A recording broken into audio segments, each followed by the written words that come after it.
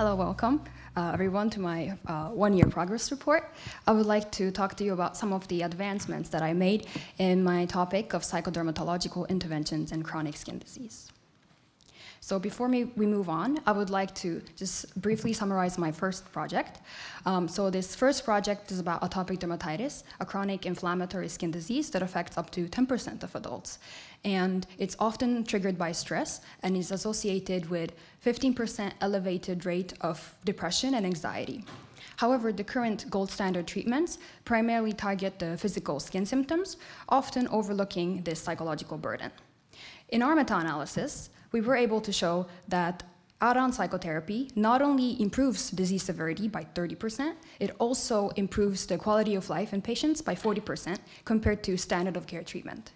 These suggest that psychotherapy should be added to being part of the standard care treatment, as well as the modification of protocols to reflect this.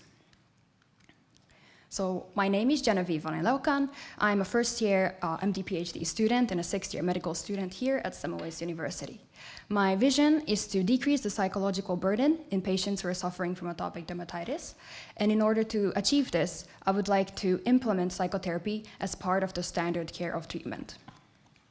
So I have two ongoing projects, both in the topic of atopic dermatitis, investigating the characteristics and efficacy of psychotherapy as part of treatment.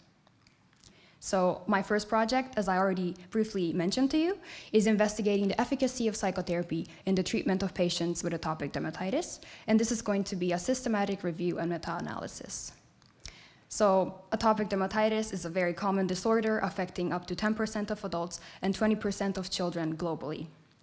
Its key symptoms are itching, crusting, formation of papules, inflammation, and finally the hardening of the skin in the form of lichenification.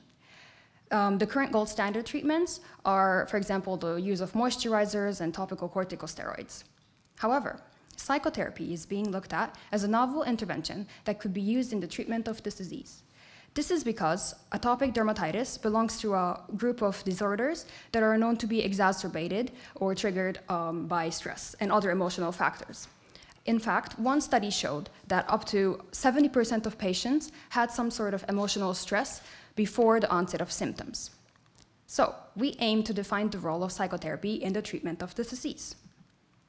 The clinical question we would like to ask is whether psychotherapy is effective in treatment of atopic dermatitis, and we're using the PICO framework to answer this question. We're comparing psychotherapy as an add-on to standard of care treatment.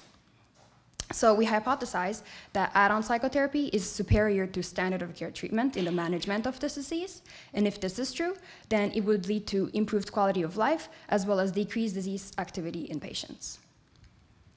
So here is the search key that we used. We had two domains, one for the disease and one for the psychotherapeutic interventions. We had about 7,000 hits, and we were able to narrow it down to 16 eligible full texts. So this is my first figure, which shows the effect of psychotherapy on EASI. EASI is a measure of disease activity specifically developed for atopic dermatitis.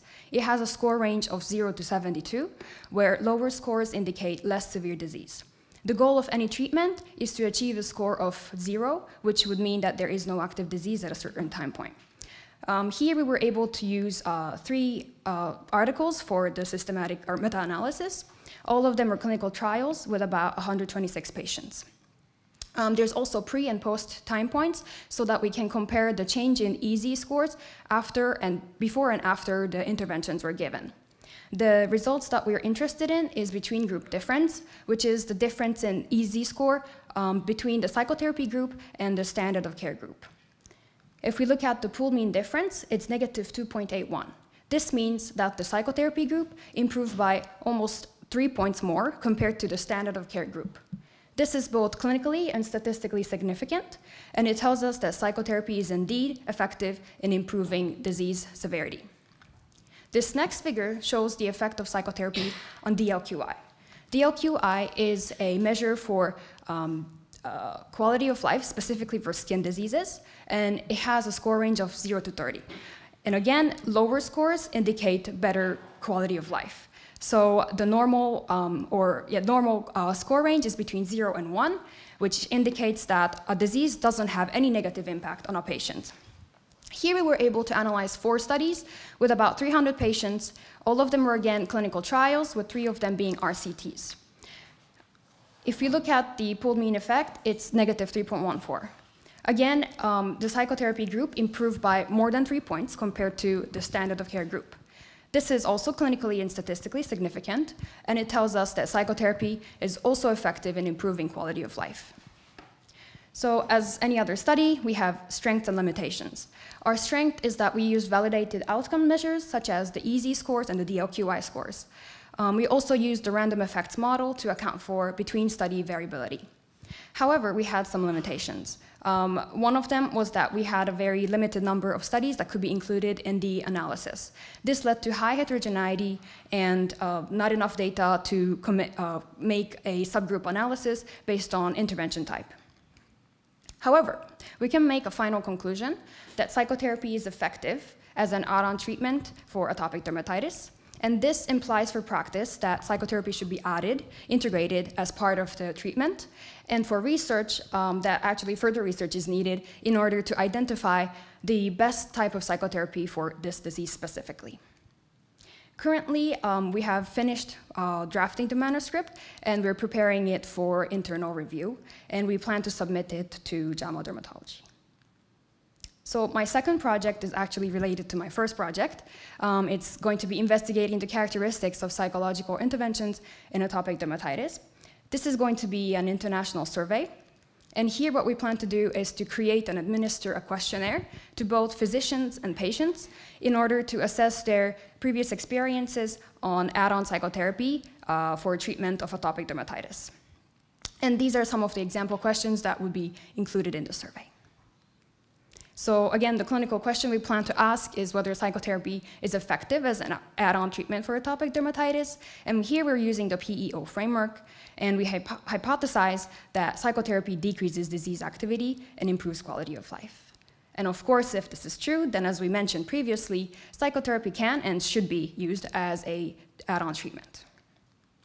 So in summary, I have 2 ongoing projects, both in the same topic, and I hope to submit my first project by the end of September this year.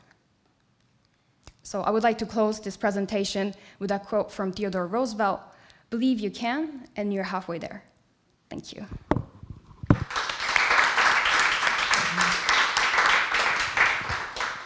My question would be about patient heterogeneity, because maybe I missed it, but maybe you didn't mention it.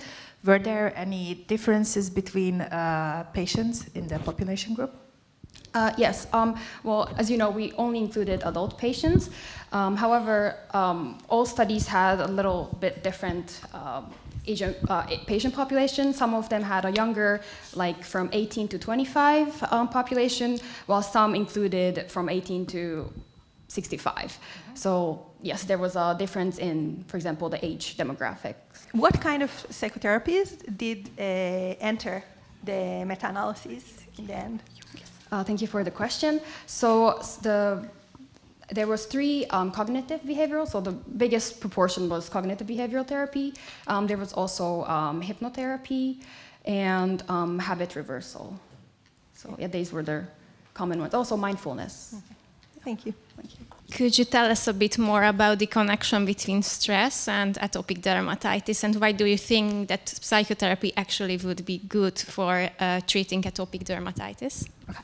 Thank you for the question. So basically, a lot of studies have actually talked about this existing brain and skin connection.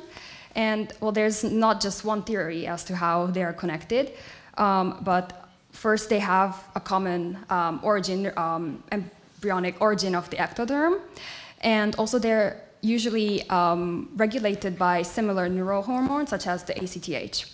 And well, what happens in stress is that the HPA axis activates, and there's a release of, for example, catecholamines and glucocorticoids, and these are actually play a role in causing the skin, like the weakening of the dysregulation of this skin barrier function. And one of the proposed, again, atopic dermatitis also doesn't have like a definite pathophysiological, like which one is the most believed model, but one model says that the atopic dermatitis occurs because of the dysregulation of the skin barrier function. So stress can actually cause this, and so this is the relation between the two, stress and atopic dermatitis. And how psychotherapy can come into this is it can help in, for example, using like stress management techniques, cognitive behavioral therapy to think, to change the negative thoughts into positive thoughts. We can regulate stress, and that can lead to a decreased disease onset or flares.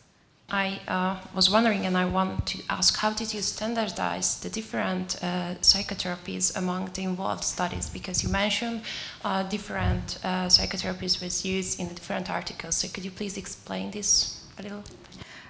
Yes, different psychotherapies were used. And so we basically took, when we were doing the meta-analysis, we took the, like the mean, they were all using the same disease scores, so we could take the mean of them and like make a standardized mean difference, and that's how, like statistically, that's how we were able to account for not just like the variability in the psychotherapy, but also variability in like